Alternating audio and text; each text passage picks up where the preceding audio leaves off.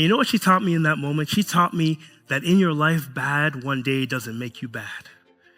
Feeling like a loser one day doesn't make you a loser. Feeling like a failure one day doesn't make you a failure. One of the most meaningful pieces is when I was speaking to a student afterwards and they said, I really needed to hear that today. I'm so glad I came to school.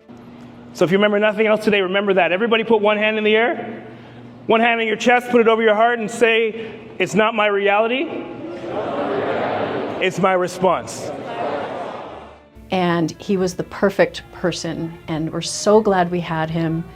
If you want anybody to come to your school and talk to your students about mental health and resilience, he's your guy. He's funny, he's engaging, but most importantly, the message that he gives to students is something that they can carry forward and use immediately in their lives.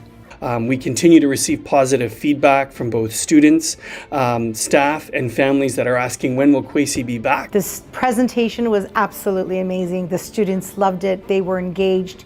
He got them involved. And I can wholeheartedly say that our students were beyond engaged today. The questions he was receiving after from our students, I've never seen anything like that before. And I think the number one indicator of success was after the presentation, they all huddled up around him, had lots of questions, wanted to take pictures, and couldn't be happier. If you have the good fortune to engage Kwesi, I promise you, you won't regret it. If we never meet again, I want you to remember these three things. I don't know you, but I see you, and I care about you. And when you wake up every day, I want you to believe this from the bottom of your heart. You absolutely matter. My name is Kwesi Millington. That's my time. Thank you for yours.